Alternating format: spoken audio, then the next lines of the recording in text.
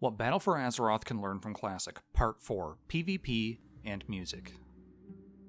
And while we're talking about balance at one end, destroying balance for the other end, I might as well get to one of my final points here, and that's Classic WoW PvP, and what Modern WoW can learn from that as well. Now, Classic WoW PvP is going to be the engine that drives Classic WoW. The rating's gonna be done in a matter of a couple months at most. The dungeons people will enjoy those for 2 or 3 months as well. Where the real life cycle of Classic WoW is going to exist is in the PvP. And the PvP in WoW was epic and it was fantastic. Why? Because we all had niche roles. Even within specs, there was niche roles. Like I could be a Blizzard mage where I focused on AoE spells and just slowing everybody, or I could focus on a Frostbolt. Not only that, it was a rock, paper, scissors type system. Frost Mage beats DPS Warrior, but Warlock beats Frost Mage. Rogues beat Clothies, but Plate Wearers destroy Rogues. Hunters die to classes that can get into their dead zone, but classes that are slow that hunters can kite will die. Completely missing in modern World of Warcraft. Why? This is going to be really unpopular, and there's probably going to be a ton of people that flame me about this. That's fine. It's true. Arena sucks. Arena destroyed World of Warcraft PvP, and we knew it back in Classic when Arena was announced. The concept of Arena is cool. I like dueling, but the game shouldn't be balanced around Arena. And the very fact that Arena exists and they have PvP tournaments around it, well, that means that classes are getting homogenized. That means that rogues now have to have a heal to be viable. That means every class has to have some sort of interrupt, or a stun, or a silence. So homogenization, homogenization, homogenization is the enemy of niche roles. Well, now we don't have anything that's really super special. And the fact of the matter is, Arena will never be balanced in an MMO kind of game. That's why people that were competitive, that played Arena competitively once MOBAs became popular, left the game during Wrath of the Lich King and Cataclysm. That's why they left. It's because MOBAs do that kind of stuff way better than a game that has as many spells and abilities and niche roles and classes as World of Warcraft. You know, the funny part is I enjoy Arena. I don't even think it sucks from like a play standpoint. It sucks from a design standpoint, and the fact that things have to be homogenized and balanced around it. You just aren't going to be able to do 2v2s or 3v3s as a rogue without having a self-heal, or a mage as a self-heal. Or look at how many classes now have their own version of, well, until this expansion, like, druids had blink, for heaven's sake. Like, how out of line is that? Why does a druid need a mage spell? A core mage fantasy spell completely given to another class in the name of balance. Yeah, I understand that for a feral druid, that felt really good to be able to blink, but guess what? That feels really bad for a frost mage that's trying to kite a druid around, you know, that has its ability. It also feels really terrible as a warrior when you used to be the only class that could really close gaps other than like a feral druid. And now everybody has a gap closer. Absolutely everybody. And almost every class has a sprint now. Even the slow classes like Death Knights and Paladins, which should just be towering mountains that move at you super slow but are super hard to take down. But if they got on top of you, you're going to be in a world of hurt. They got sprints now too. Where does it end? So I'm sorry, Arena fanboys, but the game shouldn't be designed around you, and like the uber casuals, the game shouldn't be designed around you because you're a niche audience. You're not the core audience of the MMO. That doesn't mean that Arena can't exist for you, but it's never going to be truly balanced. There's always going to be a best comp for 2s and 3s. You're never going to get around that no matter how many abilities they homogenize to your classes. There's always going to be a right choice and a wrong choice. Just like for Mythic rating, there's always going to be a right choice and a wrong choice. Just like for Mythic Plus, there's always going to be a best tank and a best healer. These things are always going to be true, and people are always going to min-max it. So we can't design it around you. I'm sorry. And hopefully the World of Warcraft developers can learn and pull that from Classic WoW. And now, since I've made so many points, and this video is infinitely longer than I ever planned it to be, because I have so many things to rant about, and there's even more stuff that I could add in here, but this video ended up being about 2 hours, and I've had to try to cut it down to as little time as possible, because I know the average attention span of somebody on YouTube is about 10 minutes. So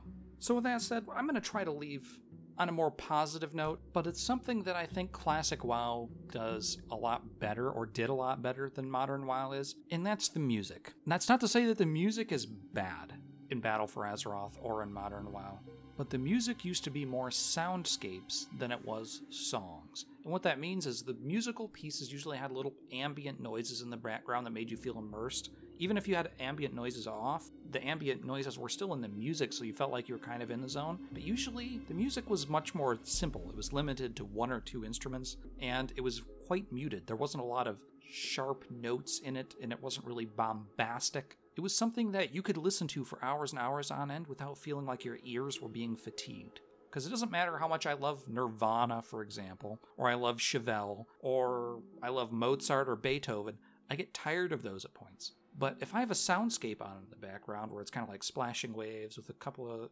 soft instrumentals, I can listen to that for hours without even thinking about it. It's just something that's missing from the game. And instead of kind of telling you, like I have been most of the video, about why I think some of these things are good and why these things are bad and what modern WoW can learn from classic WoW, I think the best way, especially for something like this, is where I kind of showed you with travel time how it breaks the immersion with being able to fly and portal over, and how it kind of breaks the world for players, and it ruins the immersion of the role-playing part of the game. I think the best way to kind of experience this is to just kind of listen for yourself and make your own judgment, because this might be something that's just me, but I think the old music in the game, the way it used to be done, was much more conducive to the kind of game that World of Warcraft is than the kind of music that we have right now. And that's not to say that all the musical pieces out in Battle for Azeroth or even Legion were like this, but there was a lot of areas that were just kind of like, oh my goodness gracious, like Dalaran just fatigues my ears, and Argus was just fatiguing to my ears. But when I go back to Duskwood, it feels eerie, like I can feel the sense of dread, and it just feels scary, but it feels empty at the same time. It encompasses the zones. You go to Tearsfall Glades, the music kind of echoes. You can kind of, it feels like it's a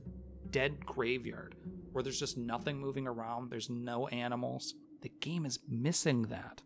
And music is a huge part of the immersive experience in any game.